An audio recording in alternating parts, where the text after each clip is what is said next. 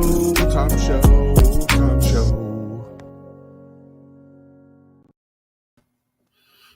Hello, everyone. It's Tom. Welcome to the Tom Show. I got my buddy Costco with me tonight. Hi, Costco. Well, hello. What's up? Nothing much, man. Just got finished with my 9-to-5 job, and now I'm sitting here talking with you. That's awesome, man. You and I have been interacting a lot recently, and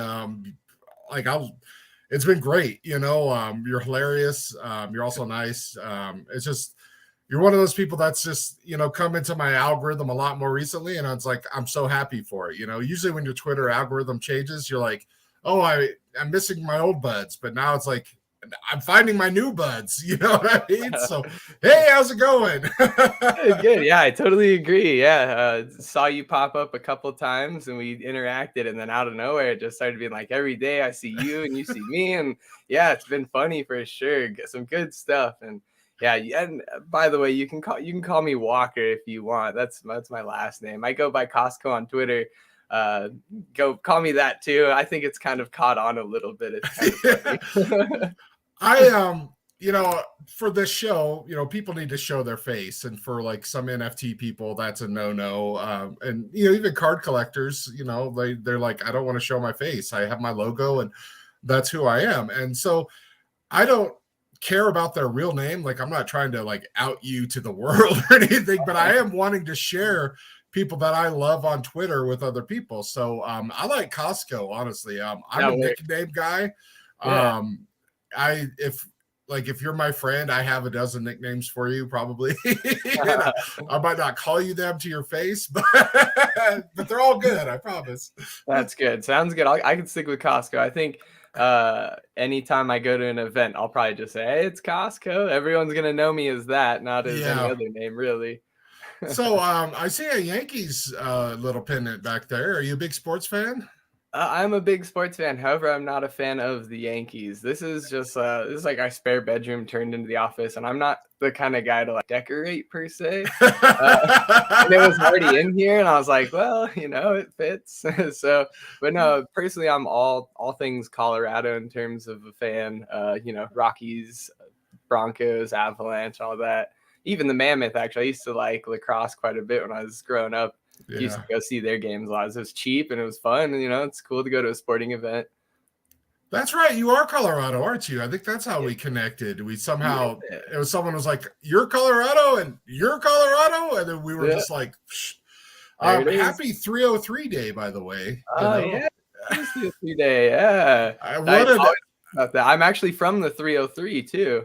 Yeah. I'm from Boulder, Colorado. Well, not from Boulder, but the Boulder County. So I used to have a 303 number, but now I live in Vegas. So right on. Changed the 70 for the 702. I remember when Colorado only had the 303. Then I was like 11 or 12, and then they did the 970. Yeah. And then now they had to do the 720, and there's a lot of codes here. It grew a little bit. Yeah. So you're from the Boulder County. Where specifically?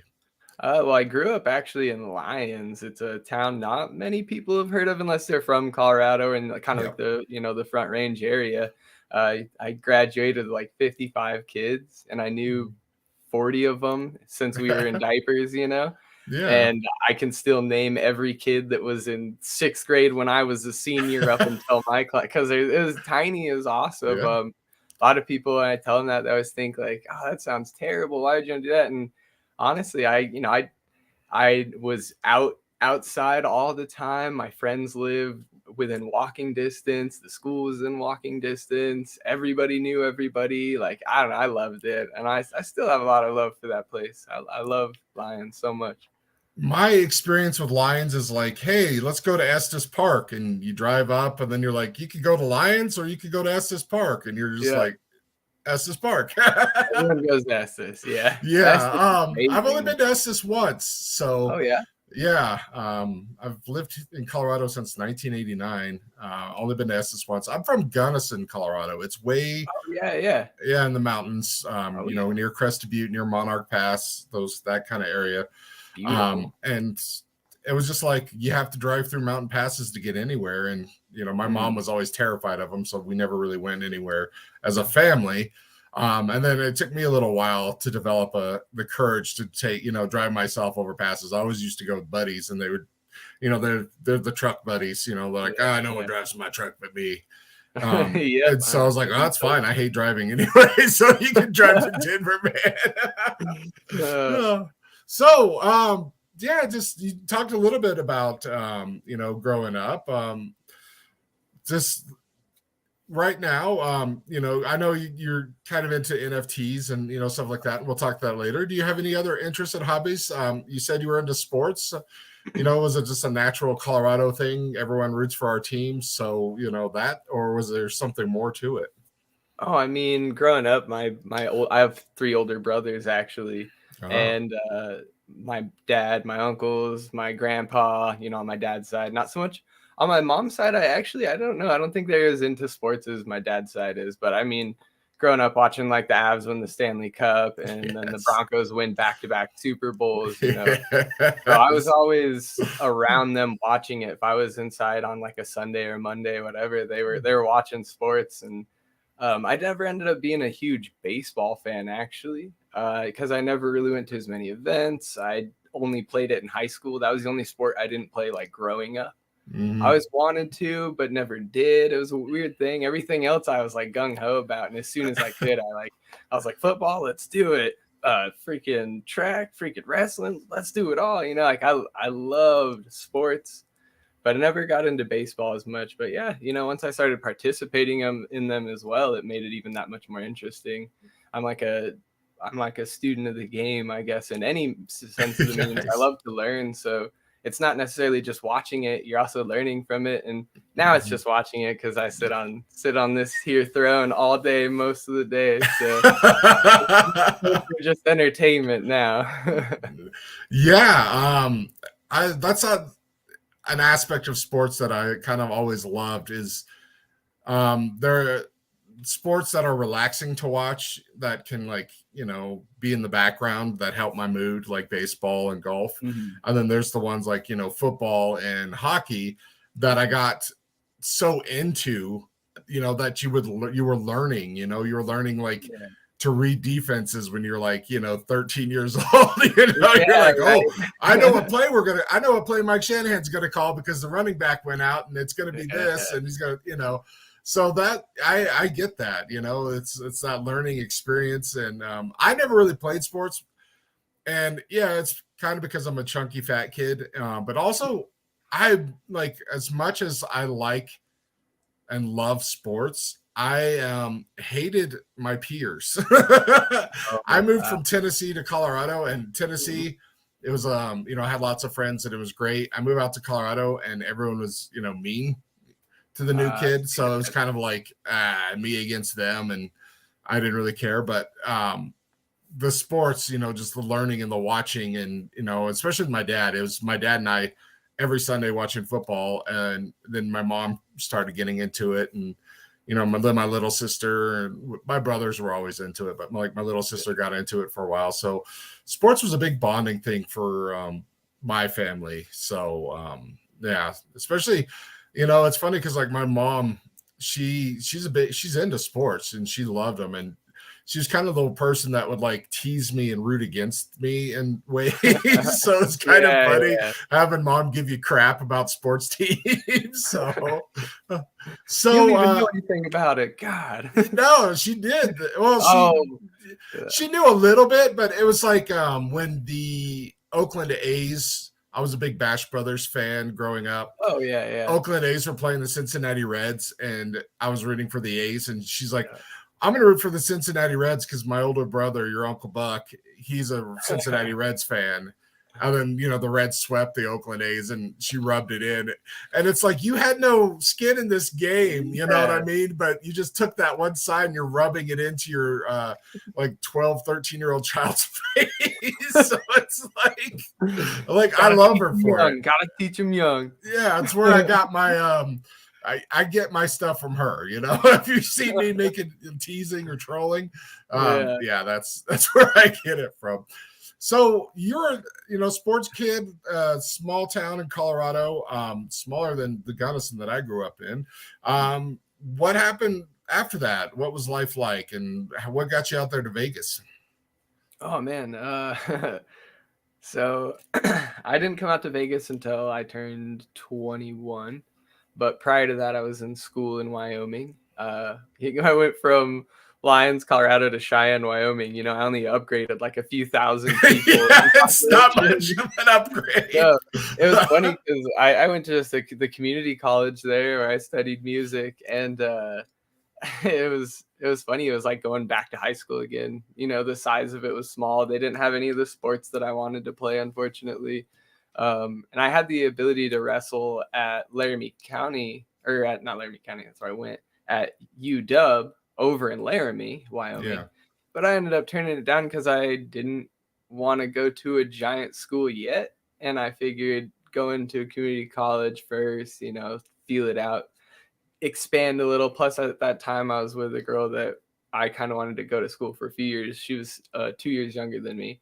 So wait till she graduated, and then we'd go to the same college together. I'd have more credits. She was a lot more scholastic than I was. I wasn't bad in school by any means. They said, here's the homework, and I said, cool, I'll see you when the test comes out. And I passed classes, but my teachers were always like, do your homework, you have a 0 in the homework bit. And I'm like, but I got an A in all my tests, quizzes, and all that stuff, right? I pay attention, and it worked. I made it to college, obviously, made it through high school. But so I had to catch up to her, and ultimately, this is what got me to Vegas. Is we actually broke up, and it was rough. That was my first like real taste of what can happen in the chest area when things aren't right, And so my uncle had just moved out to Vegas, and he took me out here for my 21st with a friend as well, and we had a blast. It was super fun. And he's like, well, if you want to move away from Colorado, just get your head out of the space. And I came here, and I've been here. I actually was only here for a little while and ended up being in Maui for a few years. And if I go into that, I could talk for days and days about that. Yeah, now I'm back in Vegas after being Colorado, Wyoming, Vegas, Maui, Colorado for just a month or two, and then back to Vegas. And I've been here now for a few years. Yeah. That's crazy. Maybe we won't go into too much about the Maui this time, but there are a lot of like Colorado people that end up in Hawaii. There's a lot of like, especially the Boulder area, there's that similar just kind of vibe that they find there, and then they find like, well, the weather's better out there, but it's like the same kind of vibe. So yeah. That's hilarious because you and I are the same when it comes to like school. I would not do homework. I'm like, no job makes you take stuff home, and no, you're not going to get paid for it. You know what I mean? Like, so I'm not getting paid to do homework. So screw that. Show up, take the test, get an A, leave. It's actually funny. In my freshman year, the geography teacher was like, here's the final. If you pass this final now, you don't have to take the class. And I got like an 89% on his final. And I was like, well, see ya. And he's like, no, sit down. And I was like, oh man, that's bullcrap. You said it. And I'm an excellent test taker. I went to college for like a semester. I had to drop out because my dad got cancer and run our business. But it was funny because like my professors were like, she's like, I know you did this the night before your paper, like your big paper, your 10-page paper, you did this last night. And she's like, I hate you for it because it's the best paper in the class. And I was like, well, they're like 18, 19 years old. I'm like 26 because I went back later for school. Of course my stuff's going to be better. You know what I mean? But she's like, no, like yours is way better. And I was like, I've been doing this my whole life. I had speech class right after lunch in high school. I would write my speech 5 minutes before the bell rang, go up there, deliver it. And my teacher would be like, I hate you. So, no, it's cool to have like a kindred spirit because a lot of people are like, I can't take tests. They're so scary. And I'm like, test me. Just test me. Don't give me any of the work or your homework. just flat out like give me the bar exam right now. I think I can ace. 100%. 100%. I'm the same way, man. Totally. If I can just get to the hardest part of it and learn the hardest part of it right away, let's do it. Like Yeah. if you're gonna give me all the hardest questions to start, I will figure them out. That's all there Yeah. is to it. I love that. You know, that's I love learning and I love going to classes. I hate homework, but I love Yeah. tests. So you said you went for music. You're a music guy. Yeah, yeah. Actually, I'm in my, like I said, it's our spare office, but it's been turned into like my studio space. I have a whole rack of guitars off to my side, and my ukulele and or ukulele. Oh, I mixed the two, ukulele and ukulele. And then I have a mandolin, all kinds of stuff. My trombone from school, I still play that. Everything. Awesome. Yeah, yeah. Sing. My La, la, my la. dad's side of the family is a musical family. They all Oh, played, nice. like all my uncles played guitar. Some of my uncles had careers in country music. They, short-lived, an album or two released. My dad was a songwriter. Had a little bit. He had like one or two songs that got airplay, but like the residuals were like 1 penny, and then you'd have like the stamp that was 28 cents. Send you the check for 1 penny. And but no, music's huge in my family. I have a cousin that's a Get Amplified. He does, he's a producer. He's done stuff with DJ Battle Cat and Snoop Dogg and a lot of other people. So the just music, I love it. It's a huge part of me. I can't play. My dad never had the patience for it. How did you get into music? It actually started in 7th grade. 6th grade was the first year that Lions lets you become like in a school band, middle school band, and I didn't jump into it for some reason. I wanted to, but I didn't sign up for it. That was the only time that they allowed you to like choose your elective classes. Oh like yeah. you got to pick two chosen classes, like art or music or whatever. In 6th grade, I didn't pick music, and then I regretted it all year because the teacher and I got along really well. So 7th grade came, and I joined band, and it was kind of unfortunate because you have to go with the 6th graders, and the 7th and 8th graders are in a different band. So I was with like all the younger kids, but it actually ended up being something I truly loved. I like playing in an organized setting so much, regardless of what instrument it is. I played in the percussion for just a little while, kind of more as a joke because I was terrible at it. I had terrible and then I switched to trombone, and that ended up being my instrument that I played pretty much throughout my whole scholastic career, and loved it so much. It's so fun playing in a setting like that because you're all working together. There's like 60, 70 of you, and you are all hitting the same thing at the same time. Even if people are resting while others are playing or whatever. Yeah. Ultimately, like when you get to play like a really great piece, like a Frank Kelly piece or Eric Whitacre or something like that, and you all hit the apex of the tune, you all get to feel the emotion of it. Similar thing is when you go to a concert and you hear somebody play something live, you as the concert goer, as the audience member, you feel it. It's different than if you're just listening to music, but you still do feel.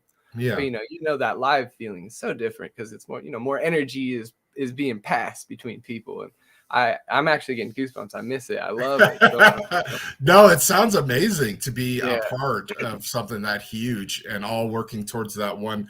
Because music's all about emotion. We're just basically trying to express an emotion through music. Like, this is how I feel, but to all hit that emotional message at the same time, it honestly does sound like I got goosebumps too. Yeah, Like, I'm not lying, man. It's so cool. Oh yeah.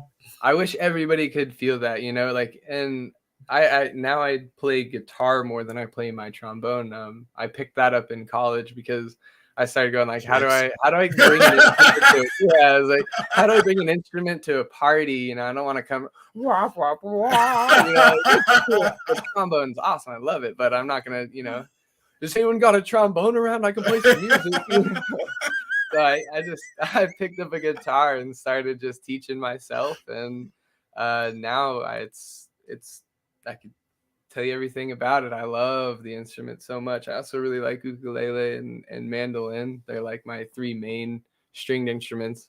Gonna get a Yeah. banjo next. I can't wait to get a banjo. Yeah, We I have some love it. comments here. What does this Tom show that YouTube keeps recommending? It's my buddy Che, Ian Sports Cards. Oh, I He's a see it. big sports card collector. He's also basically my best friend on Twitter. Such a nice guy. He's coming in. Hello, Che. Sorry. I always throw up the little tab that throws my brand stuff out so I can do that. I always forget to switch over to see the comments. And, you know, thankfully I got it pretty early because most of the time I go through the whole show and it's like, it's over with. But thank you, Che, for tuning in. How did you get on Twitter? Was it just like I have my normal Twitter and doing my Twitter thing, or how'd that work Uh, out? I actually never really got onto Twitter at all. I had one for a little bit that I used just for when I played PUBG, Player Unknown's Battlegrounds, because Yes. it was like all their support and their news and stuff came through their Twitter. So I was like, I'll just create one. And I literally just followed them. Didn't even like scroll through Twitter. I'd open it like once a week. Anything new? Nope, nothing. Servers would be down. Check it. Oh, they're down. All right, cool. Twitter.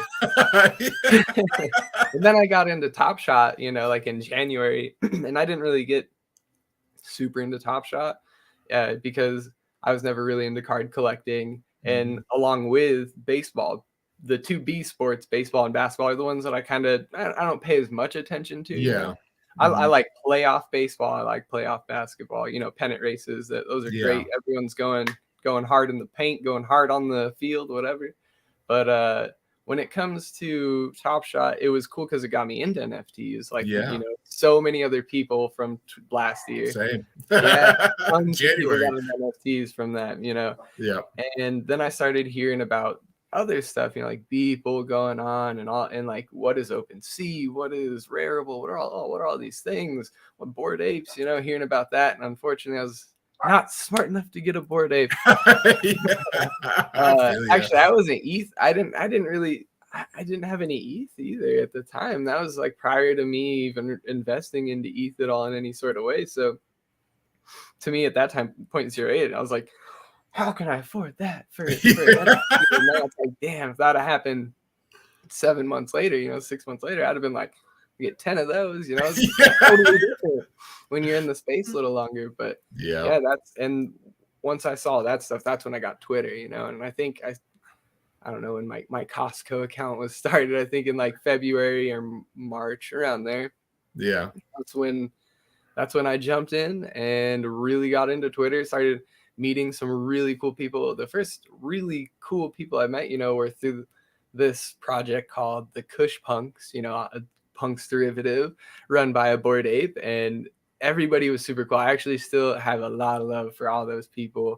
Even the creator, he hasn't done anything with the project. I couldn't really care less, actually, because I met so many people through that project that it kind of paid itself back in a way. And a lot of people have spoken about that some of the things that even if NFTs go to zero, if ETH goes to zero, it's the people we met.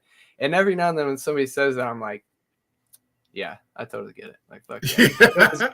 Go to zero. Let's do it. Don't, but if it does, everybody's awesome. Like, that's I say that people are like, what happens when ETH goes to zero? And I was like, I'm out $14. That's all I have left. You know what I mean? Like, we got a comment from Mr. Crypto's World. He says Wax NFTs are dope, and he's bullish on that blockchain. Wax, I got into Wax because Topps baseball. I am a card collector, sports. I collect everything. I was into comics, trading card games, video games, all that stuff. So if there's a new way to collect, I want to know about it, at least give it a try. So Topps released on Wax, and it was like, hey, this is cool, a new blockchain. But at that time, Wax NFTs were like, oh, that's like poor people NFTs. Yeah. That's like the Vienna sausage of NFTs, and OpenSea's, caviar. But that's really not the case now, which is super awesome to see, because there's a lot of great people doing a lot of great projects, and there's like, it's not as energy dependent, to do transactions and all that. So it's like a cleaner, safer for the world blockchain. But a lot of people are going to that more. So it's kind of nice to see that I think just with like all the open sea problems and stuff and all the shenanigans that go on with these, that people are just looking at every blockchain and like they all kind of suck and they're all kind of okay in certain ways. So, how do you feel about like the different blockchains? Well, I think it's unfortunate that Polygon Matic doesn't get as much credit as Yeah, it deserves, but it also has a lot of problems. You know, it's very easy to create malicious contracts. Everybody gets those hidden NFTs that if you were to trade it, you're gonna lose everything you got in your wallet. You know, they're just like ticking time bombs sitting in your hidden folder. Everyone's like kind of scared of it, but the efficiency of it is really great. It is unfortunate having to like bridge and blah blah yeah, the blah. bridge is But annoying. you know, we're getting to a point that everybody's working on these contracts on ETH that are incredibly efficient. You know, there's some of these mints that are coming out where I've minted, you know, 4 or 5 of them, even during a high spike in gas, and it's only cost like 0.01, 0.02, you know. And Yes, nice. that's I mean, I would love to see 3 zeros instead of just Yeah. 1 zero. You know, I'd love to see even 2 zeros is pretty cool, but you know, when there's a spike going on and you kind of expect that bit of gas wars, you know, especially for us gas war veterans before all these fancy whitelists, everybody gets to kill each other over.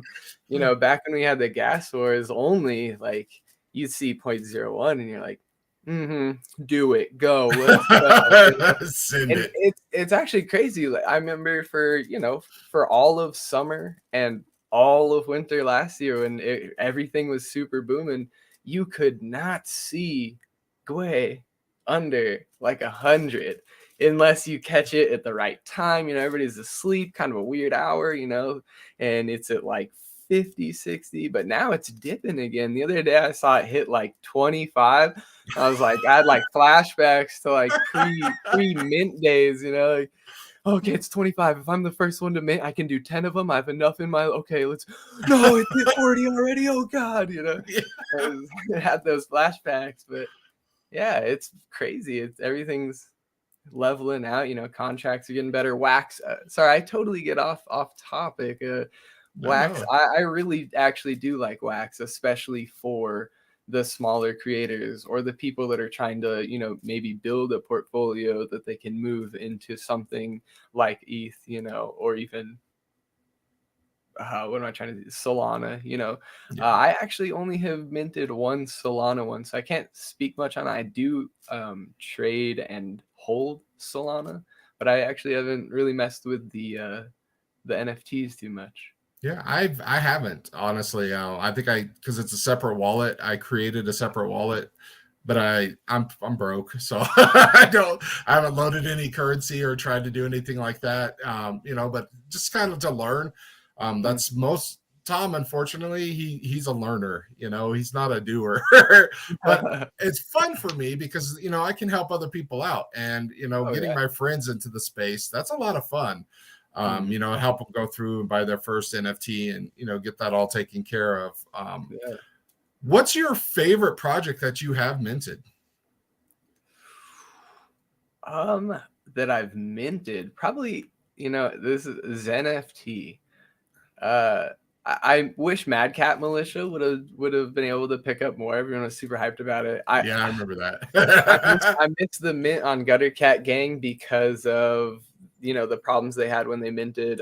Somebody had like backdoored into the contract and was pre-minting, you know, before the right time. So they minted like 15 minutes early, which I'd normally have been like, awesome, that's great. But I was at work and had like a scheduled break Oh, for the mint. yeah, And I was like, man. yeah, by the time break started, they sold out instant. But Yeah. I'd probably just say Zen FT would be my favorite actually. It was the first one that I was willing to put a little more ETH towards. I think they minted at 0.07 if I remember, and I got 5 of them. And that to me, especially then, and even now, that's not just like let me just throw some money. Like No, I no, that's I big, work man. 9 to 5. I'm not like some big money guy. So I was like, I thought they were cool as hell, and I still do, and they're still doing stuff, and they're actually just coming out with another. They're coming out with like little avatar creatures that are gonna go with it. I'm guessing they're gonna be VR, AR, all that stuff as well. because the augmented reality stuff, the VR stuff, that's gonna really, really push, us into the next level of what this really can do. People Yeah. are starting to really love that, and so I'd have to say that's my favorite that I minted. That's awesome. I don't like the Minecraft look of like every project, when they're trying to do the, metaverse or the AR, or the VR. Yeah. Minecraft, it's a great game. It wasn't for me, but like let's and I'm pretty sure it's probably because it's so hard to do, but like I just wish we could up the graphics a little bit on some of our projects, because it's kind of like, but I know everybody says that we're still early, and we haven't really got like big developers working on this stuff, but yeah, I'm actually excited because I'm in projects that are going to do games. Tie-Dye Ninjas, I got one of Oh those yeah. there. Hmm. They're gonna do, they're working on their game. Aliens, Oh, he's got Georgie a boy. game. Yeah, I love that. And the Duck Bucks, that I'm their social media Oh yeah. person. They're working on games with the they're gonna use the Unreal Engine, and they haven't decided what kind of game they want to quite do yet. They've got like 3 that they want to do. It's like an Angry Birds type game where you're smashing other NFTs, Oh, okay. maybe in a partnership, Hmm. and then some other stuff that they kind of haven't, it's back and forth. But yeah, and it is exciting, because you're like, yeah, I want to play my alien and go around and shoot the little things and get the coins, and that's going to be awesome. Yeah.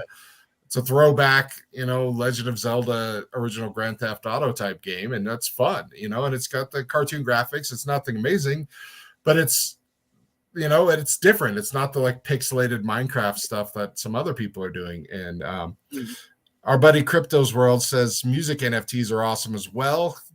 Oh yeah. Movies and other media can be minted and sold as NFTs. Yes, and it's Oh, going to be a that. whole new world. I interviewed for a NFT that was going to be about music, and Yeah. I think they just stole my ideas and they ghosted me. So, Let's because hope I had that's 2 not the case. interviews and they were all like, "Okay, so if you were working for us, what would you do?" And I was like, "Oh, this," and they're like, "Yes, that's amazing," and writing it all down, and never got back to me.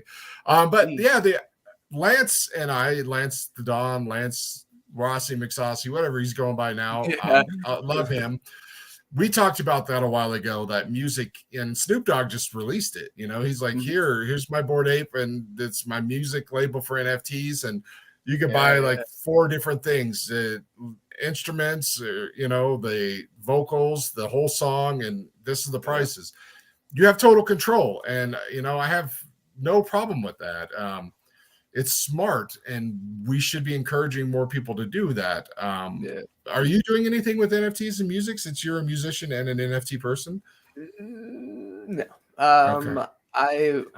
I have a unfortunate confession to make, that I was gonna collab with somebody to do NFTs and music, and I kind of just didn't have the time. I was trying to like, that was when I was trying to like get my hands into everything, and Yeah.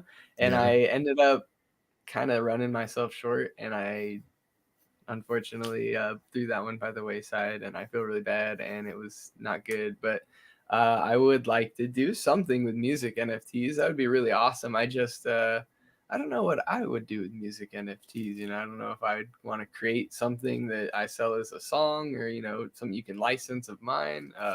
There's so many things that people want to do, and I'm I'm a good I'm not a great idea guy so much as I'm a, oh man, you have an idea, let's do that, and I can build off of something. I We don't know need why to that. we need to work on stuff, because I'm an idea guy and I have no skills to do anything. Oh So, yeah, no, I got plenty of skills for plenty of things. That's it was funny earlier. You said you like to learn, but you don't do so much. I love the doing part. I can't learn from reading very well. I'm a great reader, not like yeah. I'm illiterate. No, not at Yeah. all. I'm a great reader, but like written instructions aren't so great. But if I watch like a YouTube video, or or if they have like, IKEA style instruction. Everyone says it's Yeah. so hard to put together IKEA furniture. I'm over here like, I did it in 5 minutes. Yeah. It's got pictures. It's got pictures. I don't think IKEA stuff is hard to pick together. I'm just bad at tools, and it's kind of Oh. traumatic for me. So that's the issue. I am a reader learner. I'm a two. Yeah. Most people are a two-step learner. You need two different mediums to kind of really learn. I like to read everything. That way, it's in the back of my head. So when I start doing it, then the pieces all come together, like, oh yeah, now I remember why I read that, and then this, and then it all comes together for me. And then that's honestly the best way for me to learn, is like, here's the instruction manual, and then like, okay, let's do it, or here's YouTube video, something my mind reads, and then like the visual, the hands-on, then it's it really helps me out. But there's really 3 types of learning, the visual, you listen to someone tell you to do it, so you're doing it with the visual, you're listening, someone's telling you, and then you're reading, and usually you need at least 2 of those, and some people need all 3, and it's not like a flaw or anything if you learn differently. It's just how you are as a person. So if you need to read it, listen, someone tell you, and then to do it, that's just how you are. And so but the one music one that I was going to do, how they were going to do it, is they wanted artists to like do stuff. Like if you're a singer, sing some lyrics. If you make beats, make some beats. If you play instruments, play some instruments. But then collab together and like remix songs, and then like do shows and stuff like in Discord, like live, or eventually like take it to with like a DJ to like clubs and stuff, doing that remix. So that was their idea, to get like musicians in, like, oh yeah, like you're a small musician and you can only play like this instrument. Well, maybe this person over here has it and you can remix it. And it was to like remix styles too, like, oh, you like country, do your country thing, and this dance person will do his thing, and then this vocalist, she'll do her thing, and this rapper, and try to get this collab going. And I was really excited, because I was like, that sounds like something I would really like to be a part of, because I love music, and getting everybody together to mix stuff sounded like a lot of fun. And to throw little parties in Discord and live shows and have contests, and I was like, hey, this will be fun. And yeah, I'm really bummed that they didn't go with me. I think it's because I wanted to be paid. Yeah, that's my bad, guys. I'm sorry that I wanted $200 a week. How long ago was the interview? Oh man, it's in January. Yeah, it was like right after the fires over there in Superior. Oh, about that time. I was just like, I want to try to make some changes and try to do some new stuff. So it was either December, it was either before that or after. But yeah, it was just a few months ago, and it was just like bummer, because that's my way to get into the NFT space and learn, and to try to do something I like. But the Duck Bucks, I've been with them forever. They actually gifted me my first NFT on OpenSea. Nice. And so it was like, okay. And well, I was in their Discord all the time, just hanging out and chatting, because they were friends of friends, and they're card collectors. So we had a lot to talk about. And, and then I was always just retweeting them on Twitter. And, I've been hanging out with them for so long, I was like, let me do this for you. And I'm not going to let, you don't have to pay me. Now it's like an internship, like I want to learn these skills. So if I find a real, a real world 9-to-5 job that I could do this with, and just do more stuff that I like, instead of, working for other people that I don't like. Like my job now, I'm just an office, person. I just do whatever people need in the office. And some days it's amazing. And then other days it's like, you've been here 5 years and you don't know how to use the copier still. Like, dude, like, come on, man. It's scan. That's it. You just put the paper on and hit scan. Why do you have to come get me every time, man? Yeah, I get that. I work in an office too, and most of the people are, they're good at what they do, but when it comes to the technology stuff, they're not as proficient. There we go. They're not as good at it. I don't want to sound like a jerk, but yeah, every now and then it's like, you're on computers every day. You don't know how to do that. All right, I'll help you. That's in my head, but I'll like, oh, of course, I'll help you out. Sounds good. I was like, Yeah. what are you doing? Yeah, like, come on, man. Like, we've been using this for 5 years. Like, what the hell? Like, what Yeah. do you do? You know? Yeah, not to be a jerk, but you're just like, holy crap, man. Because what How the much guy, did one of you the guys pay I'm again? one of the guys I'm complaining about, he used to repair copiers and he can't use a copier. And it's like, what are you doing, man? Like, you can pull a paper jam out, but you can't scan a page. Like, Nice. I guess it's the oh, mechanical versus the technical, I guess, yeah. I mean that is the thing, like you Mhm. can, you know, do the mechanics of something, but you can't do the tech of it. And Yeah. I get that they are a little bit different, but you think one is so much easier than the other because it's just a button. Right, yeah, right. My It even email, usually says scan on it or start, at least start, the one we have, I think it says start. That's pretty yeah, good. yeah. Um, sorry to go on a little side rant. Is there any like NFT projects you're like excited for now? Not to like try to like, what are we investing in, or is this something that you've seen lately that's like, hey, this is pretty cool? Um, I really like what BioPills is doing. That's another project I had Yes, minted. And I'm you know, jealous of you because I really like that project. oh yeah, yeah. Yeah, I Danny Ooks, I think everybody knows who that is. He's my favorite influencer. He's a cool dude.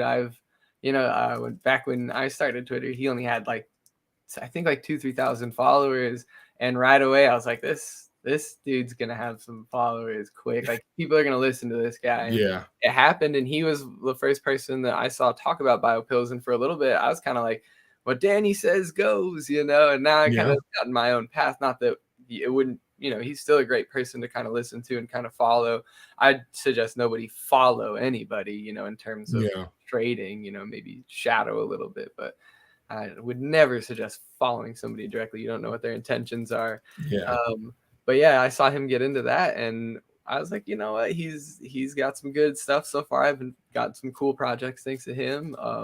And so yeah, like, and you were talking about earlier, you hope stuff kind of gets away from that Minecraft, voxel yeah. style.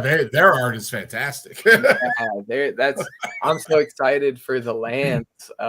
Everyone's been selling theirs left and right. I have all mine. I'm not touching them. I'm even if they hit 10, 15, I'm waiting until they at least show us what's going on. Yeah, I want to see what's going on. And I know, with NFT Worlds, which I think is actually another really cool project. I unfortunately didn't get into it. I do hold Worlds, so I guess I can kind of talk on it. I think that it's an awesome project, and I was kind of, I guess I was kind of fudding it a little bit yesterday, but I was more just trying to get deeper information, because it is, I had the idea that it was just like you bought a Minecraft server, and anyone can do that. And Minecraft servers are basically free. But then I yeah, realized that there's a lot more to that ecosystem, and just because you don't own the land doesn't mean you can't build on it. And that was my biggest like problem that I had seen, that I realized is now a solution to. I thought that if you can't build on it, that's like 90% of the fun of Minecraft. Oh, bless you. That's like 90% of the fun of Minecraft. So why would it bring the fan base over if they can't play the actual game? And I yeah, learned, no, it's pretty much Minecraft. You just jump into somebody else's version of it, and it sounds awesome. I think people are gonna have a lot of fun with it. But yeah, like you said, a lot of people are gonna, especially in the NFT space, are gonna look for the different graphics than the mhm, voxel style, which I get why it's popular. It's very easy to customize. It's super easy to put stuff together voxel style as the non-developer or somebody that didn't yeah, have the ability to create the pixels. They just created these blocks that, that was fun to build. I built a castle. You can't do yeah, that. It's so easily on games like that have, mm, Unreal Engine. You're not gonna.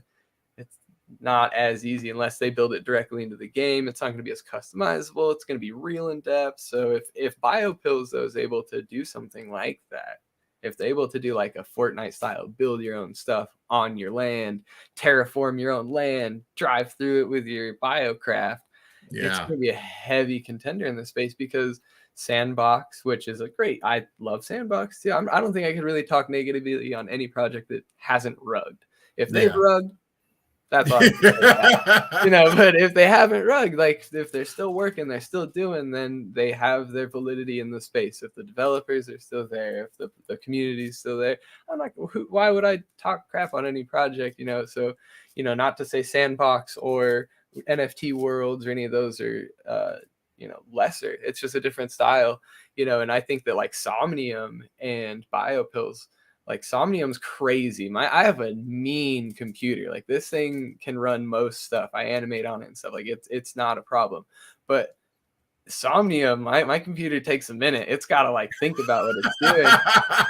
And I'm sure they'll eventually kind of optimize a little further because it's still basically beta. But those style of metaverses, can you imagine?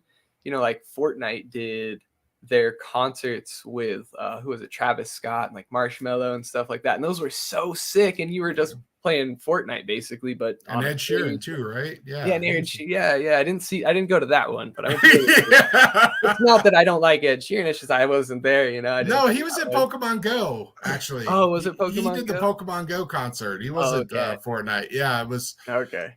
But yeah, the Fortnite, like, I know people make fun of Fortnite because it's for the kiddies and stuff, and it's really, they make fun of it because it's hard to like build and fight at the same time as like a 30-40-year-old. It's impossible. Like our Nintendo fingers are not capable of doing it that well. But what they do and what they've done by changing their world and having these huge events, like they had the rocket launch and the Shattered Dimensions that you were watching live, you know what I mean? And to be able to do stuff like that, you go sit down on your pill planet and you just look up in the sky and, there's this crazy concert thing going on, and this is what, like you and I can have these discussions because we have these thoughts and the ideas. We've seen things that could happen and we know these things can happen, and will they happen eventually? It's just hard to explain to other people that are like so anti-NFT, like you just don't get it yet. You see the profile picture and you think that's it, but that's just the start, and it's going to be so much more eventually. It's just how long is it going to take before something huge, pops off like that? And I'm excited just to find out and be a part of it. So.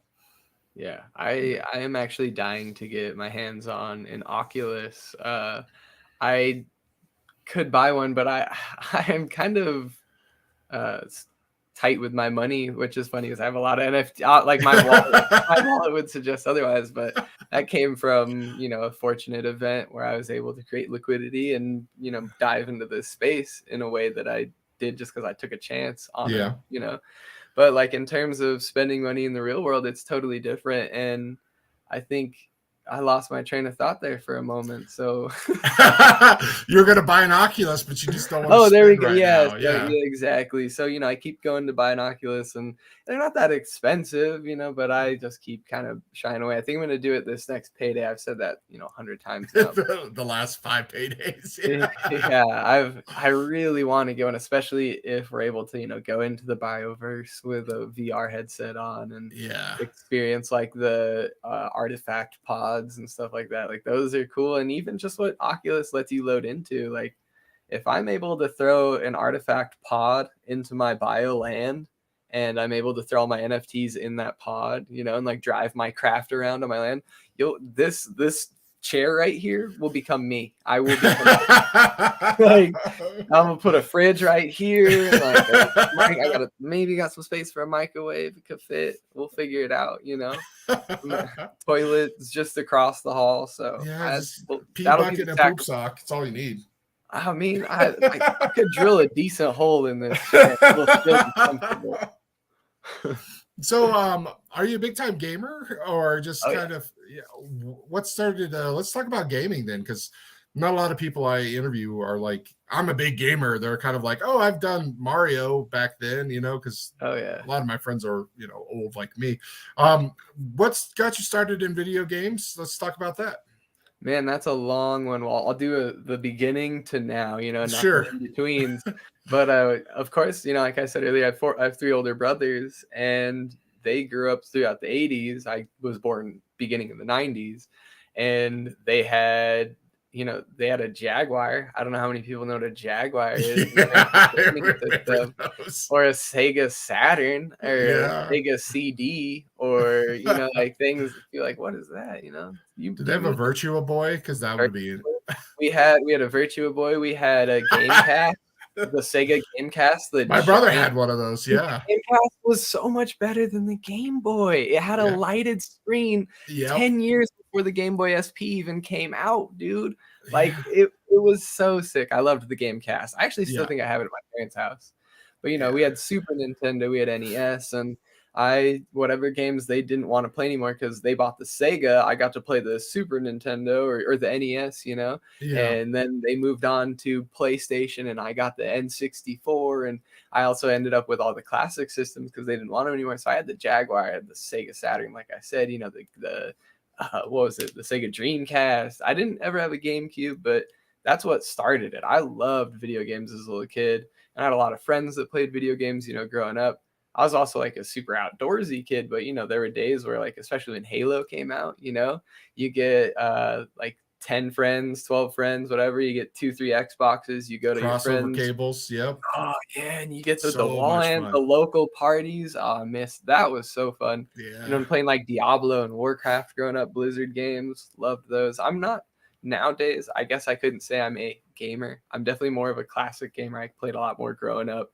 Nowadays, every now and then I'll throw on a couple of, like, I like playing DayZ and I like playing PUBG, especially DayZ though. That's become within the last like 2 years. I love that game because even though because during the pandemic, when everything was shut down, that game was my escape, bro. It was awesome. Yeah. It immerses you in a way that I put Yeah. like 1,500 hours into it in 2020. And even in that amount of time playing, every time I hear a gunshot in that game, every time,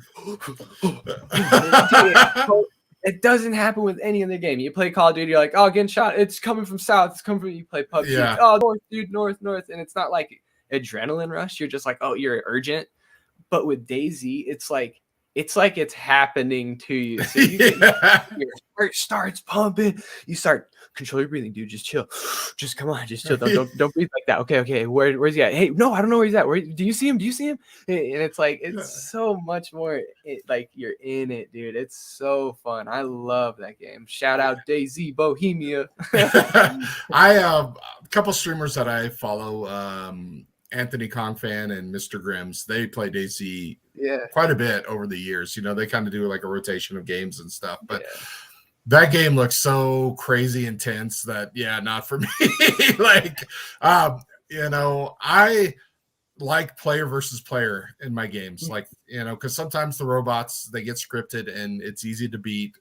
But the uncertainty of a real opponent, that and the computer doesn't like cry or send you DMs, when you destroy them. So it's kind of more fun to, kill people. But also it's like, iron sharpens iron. Players are better than the computer, and you get it together.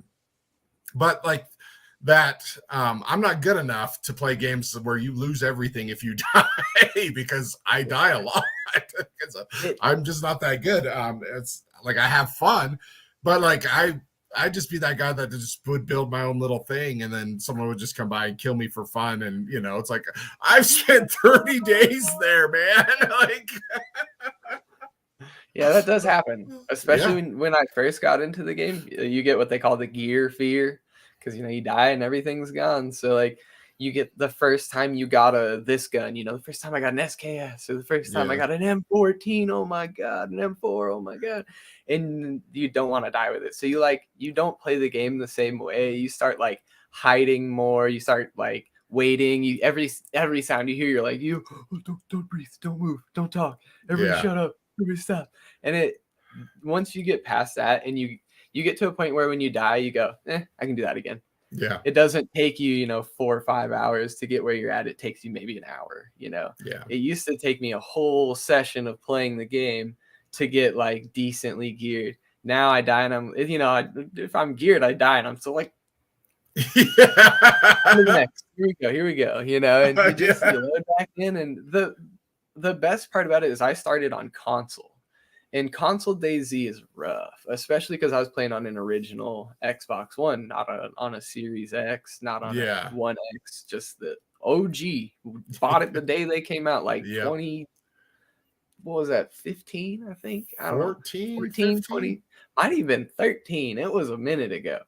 But yeah, I bought that Oh thing, yeah, it and was like I think it 20. was 2013, actually. I'm pretty Yeah. sure it's 2013. 'Cause yeah, it was like when I first moved to Vegas. Yeah, 2013. Yeah. And dude, Daisy on the console's rough, and I couldn't hack it. Like, well, actually, that's not true. I'm not even gonna say that. There's just times where you can't hack it because your system can't, you know. But Yeah, yeah. otherwise, when you're running around and you're just like the interactions you get with people are really fun. It's not as encouraged on console because the VoIP system is actually pretty miserable on console right now. But I got my PC. And I instantly, like the day I got my PC, I was like, I'm playing DayZ on this thing. It's extreme graphics, extreme sound, everything. Everything is as delicate and extreme as it can be, you know? And I loaded it and I was just like, oh, like, this is what it's supposed to look like. Yeah. And on PC, it's super encouraged to talk with each other, you know?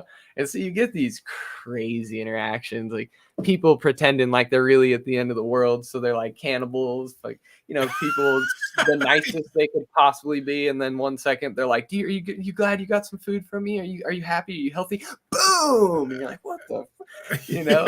Or you meet like when I play, I am pretty much this, you know, and I Yeah. don't like the world's ending, but I have food. You need food, you know. I try to be as friendly as possible, and it leads you to great adventures and horrible misadventures. And so, you know, I have a few times, especially on console, like I got with like a clan and we built up a big base and it was super cool. And we started getting attacked by another clan and I created an alternate character with a different screen name and I got involved with their clan and I pretended to be English. And I was, oh man, I went every time I played that game, I had to pretend to be English. And they like, you know, they invited me to their parties and they ultimately ended up inviting me into their base. And I was like, yes. This is the one. And so you know, they let me in their base. I was like, all right, guys, thanks. Have a great night. It's been so much fun. Look, get pictures. And I log out and I log back in on my other account and I'm like, this is Red Eagle. The mission is go. And like knew where the base was. I had a character in it. We all just took the whole clan out. And like, so I have like, you know, role played through it. And that is very fun too. And like, yeah, that's the only game I play nowadays. And it's pretty infrequent recently, especially because NFTs, man. Yeah, it's once you get into that, you know, the NFT stuff, my dog's wanting to go out. You know, it's hard to like not focus on that because there's so much going on at all time. You know, there's projects minting around the clock. There's, you know, spaces, there's information. It's so great. Well, Costco, I hate to do this because this has been so much fun. Like yeah, I want to talk really to you again. Yeah. And I'm gonna talk to you more on Twitter, but I usually go about an hour. We're there just because the dog has to go out. I want to kind of cut it. But thank you so much for coming on. Is there anything you're involved with you want to talk about or give a shout out? I'll let you have the last word, then I'm gonna play my song and we can get out of here. Yeah, sure. I'm actually one of the leads of a project called Roxel. We also have Roxel Alpha and Roxel Genesis. It's all the same project. It's just sections of it. We're partnered with Sandbox. We're currently creating a game in Sandbox through Game Maker, and that'll be launching, you know, early summer this year. We have a bunch of NFTs available, different card games that we're going to want to develop as well. Yeah, I'm not going to shill it too much. I don't like to shill. If people want to check it out, they can always ask me questions, you know, message me, hit me up on Twitter, whatever. Yeah. Your Twitter is in the title of the YouTube video, by the way. It's like at 1202 Reclaw. It's my name backwards. Walker backwards. Well, all right, that explains a lot. So yeah, that now I'm gonna remember it, you know, because I'm always I was like trying to tag you and stuff, and I was like, no, let me go to my other account, you know, because I was like my show account versus the real account, and I was like, oh yeah, okay, you know, pull them up both, and but yeah, it's a great time, and yeah, I want to talk more gaming with you for sure because I've done some similar stuff about infiltrating other people's clans and stuff. Sounds good. All right, buddy. Thank you so much, Walker, Mr. Costco. Go just follow him. just a great person to follow. A lot of he's an interactive person. He's going to talk to you. You know, you're going to have fun. I've never seen you do anything mean. You know, Try not to. I try yeah, not to. it's hard Even sometimes. You with the know, but trolls. yeah, that's aside. But good night, everybody. I'll talk to you guys next week.